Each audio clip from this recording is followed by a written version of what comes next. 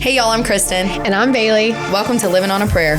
We're two best friends who are here to keep it real and relatable. Through life's hills and valleys, we're here to remind you we're all just living on a prayer. Welcome back. We talking about the Mardi Gras Mambo today. Mambo Happy number Mardi 5. Gras. Bump, bump, bump, ba-dum, bump, bump, bump, Mambo ba-dum. number 5. Yes, that's where I was going. 1, 2, 3, 4, 5. Everybody in the car, so come on, let's ride to the liquor store around the corner. The boys say you want some Henny juice, but I really don't wanna. I love that. Y'all, I used to know every word to that song. You know, when we just started singing it, I saw your wheels turning to make sure you were about to say the right words. Yeah, I was like, You were like this. 1, 2. because I haven't sang that since like I was 4, you know? That's so dramatic. But I You were haven't sang that 4. song and like it's been a while since I've sang it. I used to have that CD. Like I remember that CD and I would put it in my little Walkman and I had a little like boombox in my room. That's so cute. And I Kids, would like you will never know about a y'all CD. Y'all don't know, but We didn't have Spotify. We didn't I had my have little CD book with all the CDs in it and I loved that. Like that song. And what else? What else did he sing? There was another song. I don't know. But a little bit of Mardi Gras in my life. A little bit of Erica. on my side. A little bit of Rita's all I need. A little bit of Tina's what I see. A little bit of Sandra in the sun. A little bit of Mary all night long. A little bit of Jessica, here I am. A little bit of you makes me all man. Ah! I can't believe I remember that. But I can't even remember to put a snack in my kid's lunchbox. But It doesn't matter what you can remember, but are you ready to Mambo number 5? Yes, I'm ready. This week. So me and Kristen are riding in the Eve Parade tomorrow. When y'all hear this, it'll be over. But we are like really in the Mardi Gras spirit. We are new to the crew. We're new. We've never done this before. So sorry to all my crew members that I keep asking crazy questions. We've had a lot of questions, but we're really like at the point where tomorrow we're just going to be kind of living on a prayer. Literally. Because we don't really know. There's a lot of stuff going on and we're just like, let's go. We're just here to have fun. But today we decided. I will tell you, I will be a good time. We're going to have a great time. We are going to have a great time. We're going to have a great time. It's going to be fun. And if you are not from Louisiana or you've never been to Mardi Gras, it's a big deal here. Okay, people? Here we are. And if you have never been, you should come. You have to do it at least once in your life. Come visit. I have friends that just like came. It was the year of 2020 and they knew nothing about Mardi Gras, had never been. And it just is so foreign. It is. And it's so funny because it's so embedded in us. And it's so part of our culture that it's like, how do you not do it? It's just like love and celebration and joy and happiness. Fun. And like, it's fun. You fun. wonder, why do I want to just catch some beads? Why do I throw my hands up and say, throw me something, mister? Why do I want a moon pie? And it's like, it's not about moon pie. I didn't get moon pies. It's not about what you get. You know, it's not about what you receive and it's not about what you catch. It's just about like the fun and the experience. It's like when you get a good catch, like how like you're I got this. Yeah. Look what I got. Like it's really fun and the kids love it. And it's just everybody around you. I mean, for the most part, you got some that don't, but like you're just there to have a good time. Everyone's excited. Everybody's excited. It's just joyful. It's fun. You know, some people drink a little too much. Some people party a little too much. But I think that's like every weekend of life. Yeah. Like that happens. Every day of life. It happens. That happens. But you know? we are like super excited. So we decided today to have a Mardi Gras party up in here. We got a king cake. We are ready. We're gonna neither of taste. us have ever tried this king cake. Yeah, this is from the Reminding. Our favorite before we come here. We get coffee. Today we got a whole king cake. And it matches Kristen's outfit. If you don't know, there's a baby in a king cake. So if you get the baby, you have to buy the next king cake. Yeah. That's the rule. That is the rule. So if you don't know about king cakes, every like bakery and big place around here, some of them are strictly king cakes. Yep. Some bakeries make king cakes, some restaurants make king cakes, and they all put their own little twist on it. Yeah, they're all a little different. And people around here are savage with their like scoring and opinions on king cakes. Like king cake parties are super fun. Yeah, people bring like all the different king cakes and some people see them and they're like, nope, I won't eat that one. That has that kind of sugar. Like I only like this kind of sugar. Like we are serious. The bread, the way they make the bread, the icing, the filling. It gets real around here. Yeah. Like people are They don't mess around. Like, is it cinnamon? Is it cream cheese? Yeah, Is it like, strawberry there's filled? Is it some- apple filled? I love filling. Do you like filling? Only cream cheese. I like every filling. Honestly, okay, hold on. Let me backtrack. I'm going to eat my Rewind. words. Eat your cake, not your words. I can't say that I don't like filling. I recently started liking cream cheese filling. Okay. But I did have one a couple days ago that had apple. But it was Sorry. just like a little bit of apple. It's like kind of like apple pie. That's what I'm thinking with the Yeah. cinnamon and the bread. Yeah, and, the and it was really apple. good. So I'll take it back. I can't say I don't like Bavarian filling. It's cream? just not the one that I like go for. If I I'm gonna actually, go buy one, yeah. I normally buy Traditional. traditional or cream cheese. And you know what I really love doing during the Mardi Gras season? What do you love? I love eating king cake I for have to sneeze again. breakfast. No, I don't. I'm gonna just suck it in. Look at the ceiling and say watermelon. No, because those lights are gonna make me sneeze. No, they're gonna help you. Look at them and say watermelon. Watermelon. I think I'm fine. Okay. You're gonna sneeze in 2 seconds. It may come out. I like having a little piece of king cake with my coffee. Oh, for It's kind of like a sure. cinnamon roll. It I mean, is it's a a- little bit more sugar, and I know it's not nutritious and delicious, but I don't do it like during the week. Like coffee and it's a treat. king cake hits. It's a treat. It's good. Like when we Yeah. have a king cake in our house, like I prefer it in the morning with coffee. yeah, It's so good. I Ugh. know. And I usually get traditional because I like to taste the like bread and the icing, Right. but I love filling too. So if someone gets me a king cake with filling, I'm still gonna love it. Well, And I love all fillings. Like my birthday cake you got me had the strawberry filling. Like, wasn't that so good? it was so good. Okay, The let's birthday try cake was this. good. I'll cut it. Oh, we're gonna try it now. Yeah, while you keep talking. Okay. Great. So I just wanted to say, like, if you know about Mardi Gras, you may not know about this, or if you don't know about Mardi Gras, you're learning this today too. Colors of Mardi Gras are purple, green, and gold. I always think it's like all shiny and yeah. I think it's all like fun and shiny and just, festive. But purple represents justice. I almost just cut the baby's head off. The knife, like. Man, I was really saying something good, and then you gotta go in there with that.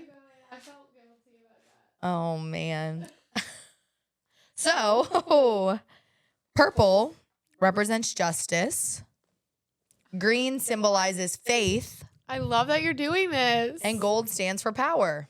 That is great. Green Yeah. is faith. I should have got a green slice. What's purple? Justice. Justice. I'm And gold stands for honestly- power. Justice, faith, and power. I just spilled sugar everywhere. I'm sorry, lettuce media. I will clean my seat when I'm done. Oh my gosh. Are you ready? Are we gonna try them at the this? same time? Well, that's kind of awkward. So, because we're not going to be able to talk. That kind of goes on your ick of people eating on the internet. Yeah, I don't love to watch people eat. So now I'm like, I'm spilling this everywhere. This is what I'm going to do. You keep reading and I'll eat. There's really nothing else for me to read. That's just what I wanted to tell I people just want about to the eat colors. this. I just want to eat this. Because I think it's interesting. What do you think about it? Don't let us hear you chew. Oh my gosh. Is it the Wait. best one you've ever had? It's very good. The bread is so good. Okay. The bread is so good. Does and it taste soft. like French toast or a cinnamon roll? Cinnamon roll? Yeah. Soft. Okay. Okay. Oh my gosh. Let me ask you this. I'm about to try it, but what is your It's soft. favorite king cake? Like if you had to go buy one king cake for the season, that's all you could have. Where would it be from and what brand? What flavor? It would be traditional Randazzo's. Which Randazzos? Oh yeah, there's a whole family of Randazzo's. To be honest, I think they're all very similar, and I'm not like particular. I like the icing on them. It's kind of like gets a little hard and it has sprinkles. I don't know. I just like them. I like them all. I'm not really picky. The only one I don't love. You don't think they taste like totally different? Mm-mm. Okay. I don't. Do you? Not totally. Like I think Like they're very Nona to. yeah, like Man- Nona to Manny's. I think they're very similar. Okay. Now, some people will probably fight me on that. There was like a Mandeville Moms thread going about it. Not the Mandeville Moms. They were. So, what do you think? really good. Isn't the bread so soft and good on the middle? And Yeah. the icing is like homemade. You could tell I'm really like, weird it's good. though. Like, I don't really love the bottom of king cakes. I'm not eating the bottom either. They're too hard for me. It's like the middle of a cinnamon roll is the best part. Yeah. I like the dough. This icing is really great. Like, it was great. So you would do traditional no filling? I would, because I like to taste the bread and the icing and the sugar. And some, they put so much filling in it that you're like just eating filling. Sorry, We didn't think this through. I'm like over here licking Now my I'm like fingers, so y'all. messy, sticky. I'm definitely going to go in on this later when no one's watching me, because the whole world can see me right now. And I just want to like shove my face. But I thought it was delicious. It was very good. It was very good. The homemade icing is really, really nice. I think that's my favorite part of it is the icing. The icing is really nice. It's great. Okay, so as we continue on, we continue indulging in this king cake, we got to talk about why it's called Fat Tuesday. Why is it called Fat Tuesday, Kristen? Do you want me to talk about that while you finish your snack? Yeah.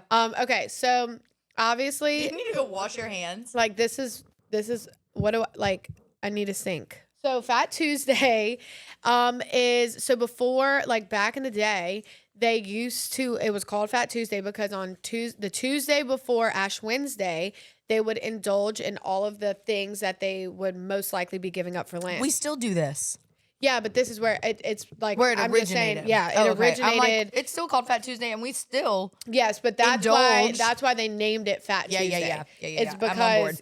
On that Tuesday, it was a Tuesday before Ash Wednesday, and they would just indulge in like the meat, the eggs, all the things because they knew they're about to fast from them.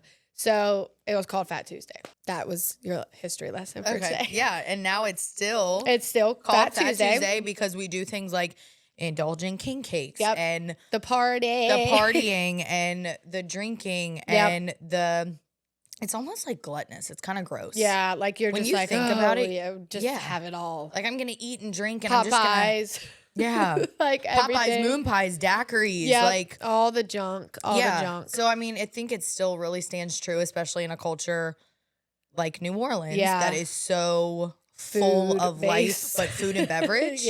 Right? Like it's like pretty on par with that. Yeah. But going into that is then Ash Wednesday when where it's really a fasting period. Right. And I think that this has like changed over the years, but Ash Wednesday kicks off our Easter season. Yes. Which kicks off going into the fasting or you say like, what are you giving up for Lent? Lentil. A little lentil.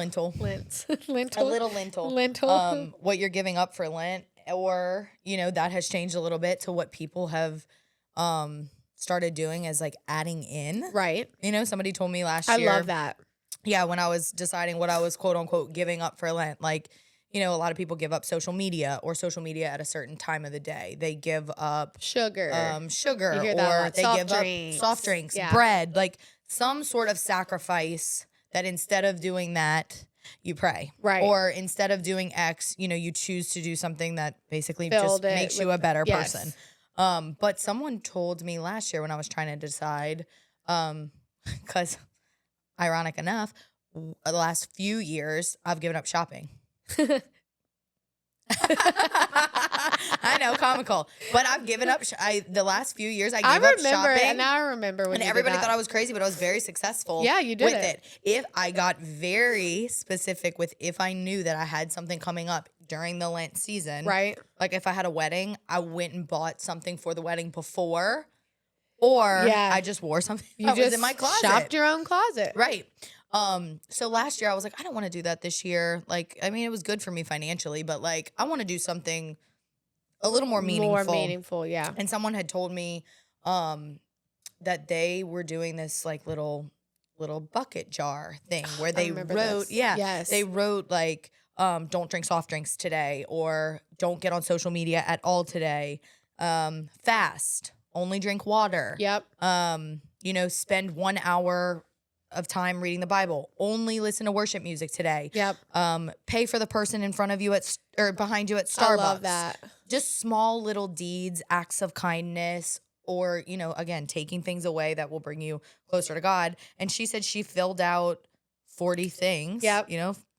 worth, and every day she would pick something different out of the jar, which I thought was really, I love really that. cool. It's different. It's so different. If you are starting to think about what you're going to give up for Lent, that's a good little idea. Yeah, that's awesome. And I do love give up adding in. I've heard a lot of like, because sometimes we like give up, okay, so we're going to give this up for 40 days and then we're like right back to it. So, and what is it, like 21 days to form a habit? Isn't that a thing? Like it takes 21 days to form a habit, something. So I did hear last year, a lot of talk of people, instead of taking something out, they added something in. Right. And so like a Bible study or a verse of the day or something. Or and just I'm like spending time. work out every day, like for these 40 days, whatever. So it's really cool to like hear everyone's different versions of it, because you don't necessarily have to like take something out. It could be something, like you said, like putting in some good gestures and good deeds in your day and your life that make you better. Yeah, for sure. Just because Ash Wednesday as a whole is really supposed to start like the fasting, repentance, and spiritual preparation, getting ready for Jesus to rise. Jesus, he is risen. Back. He is risen. Yeah, he is risen. Oh, so I love Easter. Easter gets me like so excited. Do you know why is a bunny what represents Easter? You know what? I looked this up last year and now I can't remember. So I'm gonna look it up again. Okay, look it up. But while we're on that topic, yeah, you do a little bit more about Ash Wednesday. You know, a lot of Christians, doesn't matter what denomination you are, they take it as a day to start at church, right, or go to some sort of church service to really like start off the Easter and Lenten season if you are Catholic. And you know, when you're Catholic, if you go to Mass, it's Ash Wednesday. They put ashes on your forehead. Yep. In the sign of a cross. Do they do that at your church? No. Okay. And honestly, if they do, I've never been. So, but I for some reason was under the impression that was Catholic. It may be just Catholic churches. I'm pretty sure, but I could be totally wrong. Could have a service at your church. Actually, I really think I'm wrong, because I know I've seen sage with ashes on her head. So maybe. I don't know. I'll look it up again. Well, when they put the sign of the cross on your forehead, or sometimes it's so funny to see when people go to Mass on Ash Wednesday to go see like what shape their cross is, because some are huge, yes, and some are just like blob. a forehead blob. It's like, but you're supposed to walk around that day like proud, that you know God, that you love God, that you know are doing this for him. For him, yeah.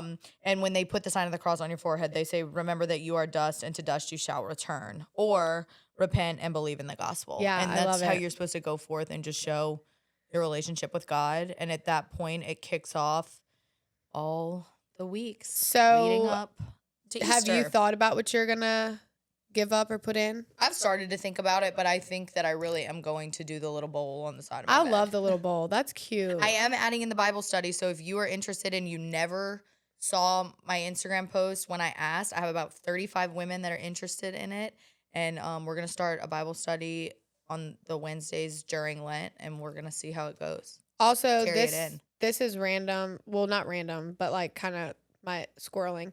But back to the 40-day, like how Lent is 40 days. Uh-huh. There's like numerous references in the Bible where like God had people, or I guess mostly people, but like there's numerous situations when he had people like fast, if you will, from something or changing something for 40 days. And I thought that was kind of cool, because I was like, why is Lent 40 days? And it doesn't like specifically say like in the Bible to do this or to make it 40 days. But there were like tons of references, like the number 40, like 40 years or 40 days or 40. It was like a significant number. Yeah. So I was like, oh, that's cool. Just a random tidbit because I was like, why is it 40 days? And like, how does this always fall? Like, because the calendar do we... Well, and in the Catholic religion, on Fridays, you don't eat meat. So on Ash Wednesday, So you don't eat meat on Ash Wednesday on Ash Wednesday or on Fridays. You just eat fish or seafood. Or, seafood, which is great for us where we live. But or like something vegetarian, but you fast from meats. When really, like, if you backtrack, the whole point is to actually fast the whole Lent season. Right. So it's not really giving up one thing. Our world and culture has changed it to that. To that. And so I know some people fast some people fast for the whole 40 days. Meat like is what you mean? Like no, I mean like some people don't fast. Don't eat. They only drink water. So it's really that spiritual time. That is crazy. Yes. And then have you ever fasted like truly like that? No, but what's wrong? It's on your heart or something? Yeah, it was a couple weeks ago in church. You just said it out loud, so now. I did just say it out loud. I told my mom about it, and I was like, the fact that I'm telling you about it, and then I told another friend about it. So now you're telling the internet. So tell us. I thought this was one of those things I told you needed to sit down so I could tell you. I'm not going to go into great detail because there was a lot more to like, you need to fast. Like it wasn't that. Right. It was not just that, and it was not just that clear. Right. Because I really don't think you need to fast is that clear. Because again, you can fast from soft drinks. You can fast from social media. You can fast from all these things. Fast from what? Right. Like, yeah. So anyway, I'll go into that later. I can talk to you about that privately. I'm not outing myself fully because I'm not ready. One day she will. Because I'm not ready for that. But no, I've never done it. But it's on your heart. So okay. Anyway, some people fast like on Fridays and they only eat bread and drink water. On Fridays. On Fridays, yes. Yeah. I know some people that are just non-denominational and like that is their version of fasting. They don't eat anything else, like no veggie, no seafood. Right. And there are some people that do that the entire Lenten season.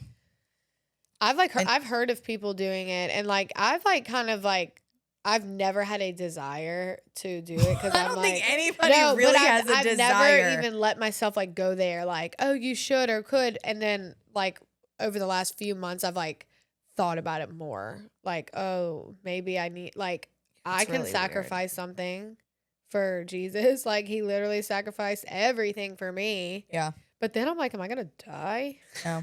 I know, but isn't that crazy? Not if you're filling your soul and your body with his word. He will provide. He's got us. Which is crazy because you think about it and you're like, and that was one of the first things that happened in my head was like, I'm very active. Yeah. Like I go to a lot of social functions, which that I can take out, but it was more like the active. Like, am I not going to be hungry? Yeah. Am I gonna have enough energy to make it through? And then that's like the not the what ifs and the am I gonna, like just having faith in that the Lord's got you and you're doing something for him and he's gonna you're fine. Blind faith and blind obedience. Ugh. I know. Wow. And I mentioned it to one other person that I was like, this really scares me. I don't know why this like came on my heart and like whatever. And she said, I did it one time and she said, I went to daily mass and I wondered the same thing. Like, oh my gosh. She's like, I woke up so hungry every day. Like I woke up starving. And she said, and then I would go to mass. And the second I got the Eucharist and filled myself with the Lord and his word, and that's where he needed me to be, I was no longer hungry. My stomach was not growling. Wow. And I made it through my day. Wow. You hear it all the time. It's so but doable. I can't speak to it because we haven't done it. I haven't done it. Maybe one day we'll come back on here and let y'all know how that fasting went. But and then selfishly, I'm like, okay, maybe if I fast, then I'll just lose the 10 pounds. I was kind of thinking that. I was like, well, but I'm like, no, that's not the point. Which is also why I haven't. Which is why I haven't dove into that yet, because I again don't want the wrong intention when I'm doing it. Yes, so for sure. I'm like still praying for a little bit more clarity of the why. Yeah. And the what. And the what. So maybe one day I'll be able to talk about it, y'all. Yeah, you will. You'll come back. You'll circle back. Yet. We'll circle back. So do I know what I'm giving up for Lent, or do I know what I'm fasting from? I don't. I've toyed with social media. I know. You just watched me. Like lately on my personal, I can't even get on my personal social media because it causes me so much anxiety. I can't go through my camera roll and look at like what I want to post and what I want to share because It's overwhelming. It's overwhelming right now. I think 40 days of no socials would be incredible. I think it would be incredible for me, but also when you run a small business, it's part of it. Now, I have thought that like every Sunday, do I plan out my week to just go and maybe even hire someone else to do my engagement and make sure that that's still going? Or do I just give it up and say, because it doesn't really matter, and say, you know what? If God wants me to have business, He's going to handle it, right? So I've toyed with that. I always toy with the shopping because I just right. It's just a good one. It's a good one. I've thought about drinking. Yeah. But I really don't. I can't say that I significantly drink enough that like during the week it hinders my relationship with God. So right. I would want to do something that I know like every day would improve me. Yeah. Like I know giving up drinking would improve me, but I don't. I've given up drinking. I mean, I've had 3 kids. I've done Whole30 100 times. Like I've done that. Yeah. And it's fine. Like I don't feel like I can't do that. Like I Right. could do that right now if I had to. But I want to do something that would kind of like make me question. Like, oop, you were going to do it. Okay, Right. like that kind of thing. Like something that can make me like What about Diet truly Coke? make me better. I've given up Diet Coke before. I could give up Diet Coke. I really could. Instagram, that one would be hard for me. Like actually giving up social media, that would be hard for me. What about putting a time limit on your social media? I have it. But I'm doing actually, good. no, but sticking to it. Oh, I do. My phone goes off at 8 p.m. I can't even get on. And if I spend over an hour on social media, my apps go black. Like I set it up on my phone. Yeah. That's been really helpful for me. So you don't even touch it after that? No, I can't. Okay. I literally. I mean, like, you can turn it off. I could, but I don't. That's what I'm asking. It's a lot of work, and I actually don't remember how. Because I put a passcode in. No, it's different. It's in the settings. Like it's not a passcode. Yeah, and when it tells you it's no, been an you hour can go and it goes black. No, that's not it. It literally, my phone shuts off at 8 o'clock. There's no you have to go back to settings where you did it and turn it back on. Do you have that? You turn your phone off? Do I turn it off? No, like all of my apps go black. Like you can't even search for them or click them. Like if they're not on my home screen, which they're not, you can't even search. They don't even come up when you search. You have to go through settings and you can leave certain apps on. Like I left texting on, phone on. You don't even answer the text messages though. I don't, because I'm on Do Not Disturb, so I don't see them. I turned on Do Not Disturb, so I don't see them come through. I literally forget that I would have to go check. That's good. So at 8 o'clock, my phone does not exist. Yeah, and y'all know that me after 8 p.m. is my actual time to live my life. So I'm like, Bailey never responds to me anymore. I'm not available, but I will tell you. She has forgotten about me. And you know what? It's okay because she needed that for herself. I do. But selfishly, I'm like, sometimes I need like, something are you awake? and she won't answer. So I have to call her husband. Yeah, I told her when I did all this, I was like, look, at 8 o'clock, my phone shuts off. So if there's an emergency or you like really need something, call Aaron. Because that's when he's like doom scrolling. Yeah. And I'm off. And I've something I'm like trying to really do is just make myself less available for everyone. Because when I am available, even me. Sorry. Rude. But when I am fully available and everyone knows I'm always available, it's like they take advantage of the fact, not you, but like even work related or clients or whatever. They know I'm always there. I'm always available. They can text me at any time. Like I'm setting personal boundaries for myself. So I'm kind of trying to like when I'm home, look at my phone as like a landline, like an old school phone that's like at your house. Like I literally like leave it somewhere instead of I used to like I'm in the laundry room. Now I'm in the living room and it came with me. I called someone last night and she texted me back and said, I'm sorry I missed your call. I leave my phone in another room during dinner and bedtime. And I said, why are you apologizing? Yeah. I actually think that's wonderful awesome. and like good for you. Yeah. And I've started doing that because I would bring my phone in the room when I'm like laying with the boys, like getting them to sleep. And what do I end up wanting to do? Be on the phone. Right. But now that it goes off, I can't even, there's nothing to look at. So I'm like, nope, this goes in my room. Yeah. And I usually like before I fall asleep, but now I've been just going to sleep so early because I'm like, I don't even know what to do. I'm going to go to sleep. And then I wake up at like 5:30 and 6 every morning and I have Bible time and like everything's just on a better schedule for routine. me. Yeah. And so I'm like, I mean, really to give up social media period would be really good because during the day, if I'm home and not at the salon, I still will go find myself doom scroll in the middle of the day. Like if I'm like at home doing laundry, I'm like, oh, let me check Instagram because my app works. I'm not on do not disturb. So like if I like gave it up fully, I'm pretty certain that would be a game changer. But am I ready to do that? I don't know. That scares me. It scares me. Do you think you're scared of it because of like not knowing what's happening around you? Because that's how we get so much information. I definitely feel like it would be weird to not like show up somewhere and not know that like, which is weird that that's our lives now. That's our lives. Like we know everything about everyone because of they're posting everything on stories. Like, oh, I know that you're pregnant because you posted. Congratulations. But like, if you're off, I mean, I have a friend who's been off for like 8 months and she's like, I don't know what's going on. Like, she's like, I'll be like talking about, oh my God, did you see so-and-so got? And she's like, didn't see it. But she's like, I love it. Like, and probably I love also it. like at the same time, if that person wanted her to know, they'll tell they her. would have called her. Yeah. Or she would have called them, or she would know. You know who you talk to every day and like what's going on with them. Yep. So that's definitely a big part of it is just being like, feel a little FOMO, like I'm missing out on everything, but am I? But also at the same time, I'm telling you that I'm not getting FOMO anymore because when I see it brings so much. It's I know. so weird. I told my mom this 2 nights ago. Like I went somewhere the other day and obviously y'all know I'm an event girly. I like a party. I like a celebration.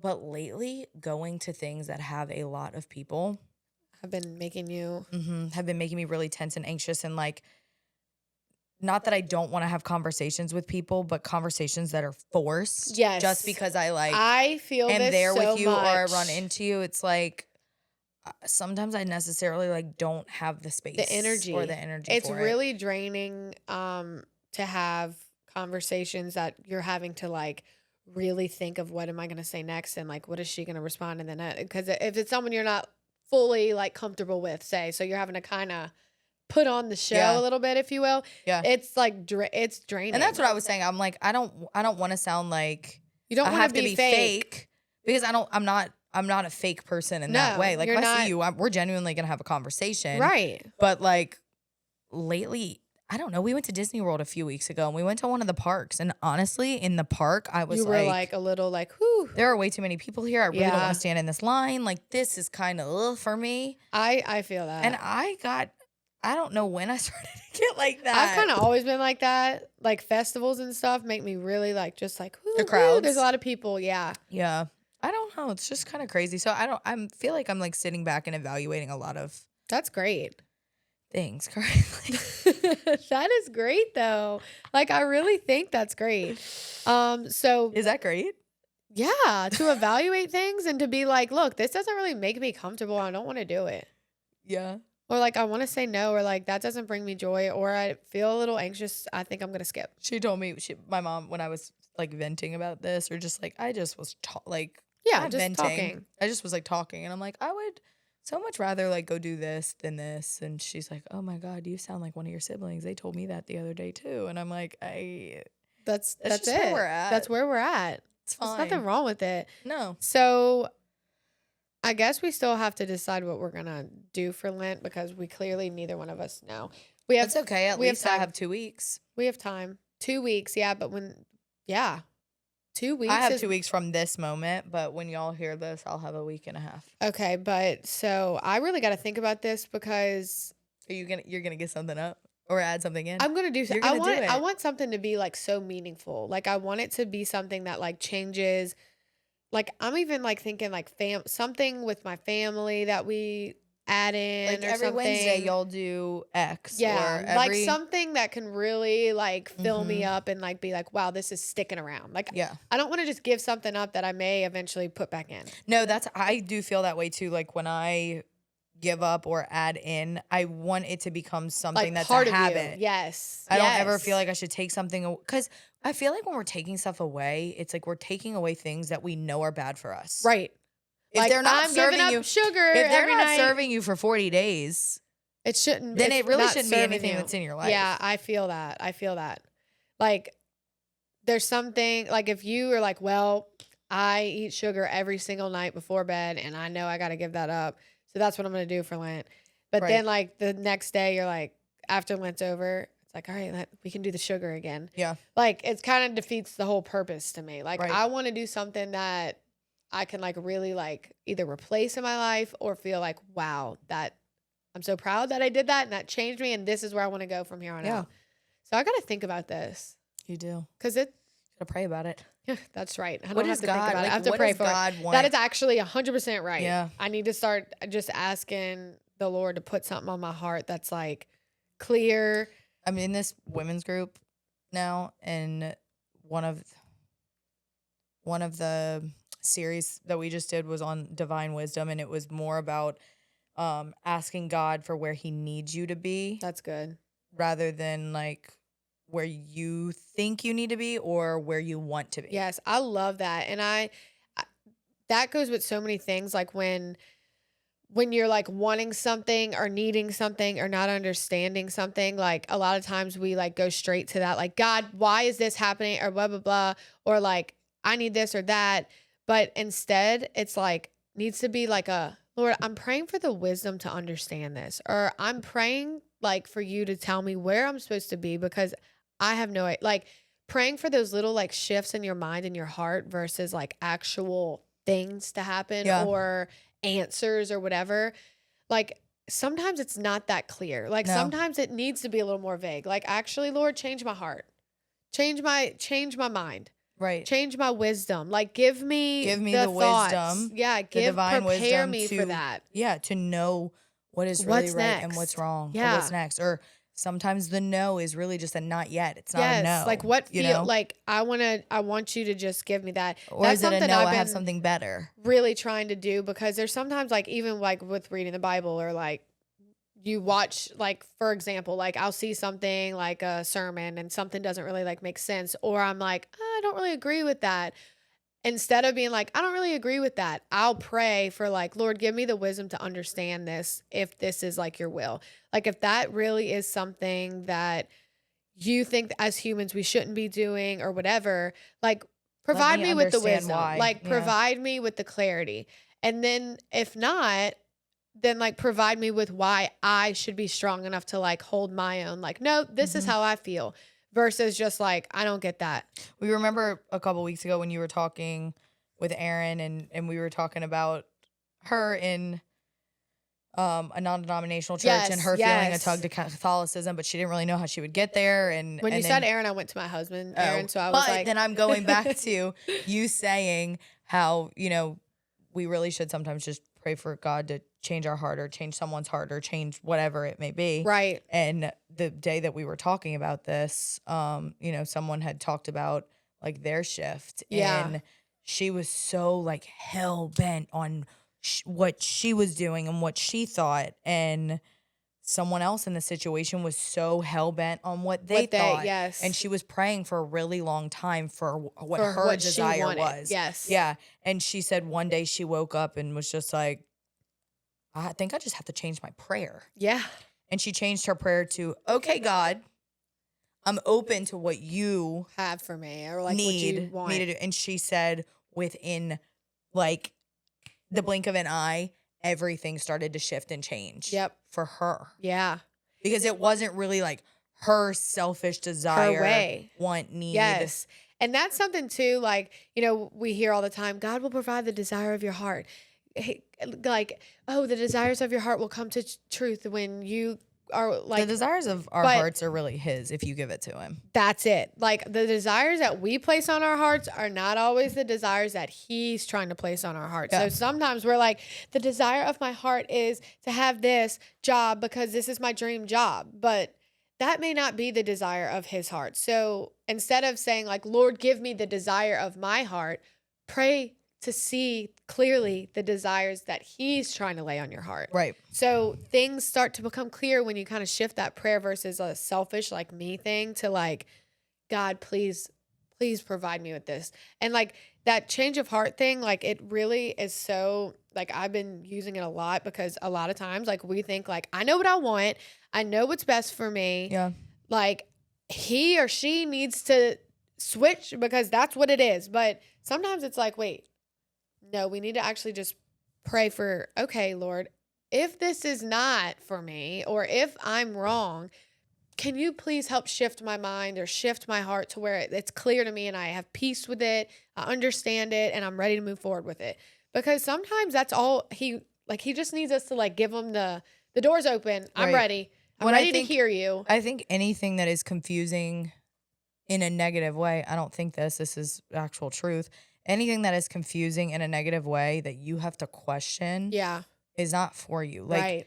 only clarity comes from the Lord. Yes. Clarity and truth. And so if there is anything that is Giving you doubt or uneasy. not unclear, so I guess it would just be like discerning Yes. what is truth and what is not. Right. Because, like I just said, I don't have clarity on the fasting. It's not that I'm questioning the fasting. I'm trying to discern what in what does that way. mean? Yeah. In what way and when. Right. I heard it, but in what way and when? Yeah, because I don't want to do it the wrong way. Yes. So it's not that it's confusing of like, why would I do this? Is there negative, like what? Right. No, it's how and when, and you want to feel like you're doing it the way he, and sometimes that takes time to like get those full like answers from God and the clarity we're looking for. But coming from experience, like when it's clear and it's like, that's it, girl. You got it. Run. Like, I know when it's like my aha moment of like, wow. And then sometimes you kind of like, it's so slowly happening that you don't really realize it. And then you stop and look back and you're like, I just got all those answers and did all that. And I didn't even like realize. But when you are pouring into God and, just surrendering your everything to him. Well, like, everything's just fruitful. It is. It's so fruitful. And he always provides the fruit. Like he does. And it might take time. And it might be like a hard, long walk to get there. And you're like, what's happening? Yeah. This doesn't seem like the fruit that I've been hearing about through all these people. But I'm telling you, like it always comes. Like it truly always comes. It just, you have to be patient and like, fully surrendering things as humans is really hard because it's hard. You're like, well, what? And even when you get good at it in one sense, it's somewhere else that you're holding on to something. Yeah. So just fully like giving it to him and just knowing like he really does have me. Like he really, like how peaceful to know, like even in your hardest times that like God's got you. Yeah. Like he really does. Right. He really is up there just holding you in the palm of his hand. Like, baby, I got you, my sweet child. Exactly. Just trust me and love me and pour into me. And you will see. It'll come clear. Wowie, wow. There it is. I could talk about that for days. Like, I know I've said that 1,000 times on here, but it's just true. It's so true. So basically with, Ash Wednesday and fasting. Happy Mardi Gras. Happy what Mardi are you Gras. giving up for What Lent? are you giving up? And then comes Easter, which we can't wait to talk about. But Easter makes Wait, did you look up the bunny? Oh, yes. Hold on. I did. Hold on. Let me read it. Okay. So the Easter bunny is a popular symbol of Easter, though its origins are not directly tied to the religious aspects of the holiday. The bunny, particularly associated with spring and renewal, likely became a symbol of Easter due to a combination of ancient traditions and folklore. So here's a few factors behind the Easter bunny. Symbol of rebirth. The Easter bunny's role in modern celebrations. It says the Easter bunny is often described as a fun, friendly character who hides colorful eggs for children. I already knew that. The eggs symbolize new life and resurrection, further reinforcing the theme of renewal. So I guess just kind of like renewal. He is risen. Yeah, but I still like, someone basically just picked a bunny, it seems, as a character. No, but I think that a bunny, the symbolism. Yeah, the symbolism of is renewal and new life makes it a fitting. Bunnies do be making a lot of lives. Oh my gosh. Hippity hoppity. Hippity hoppity. Easter's on its way. It's on its way, baby. Well, the tradition has evolved over centuries, incorporating various cultural, religious, and folk elements. Okay.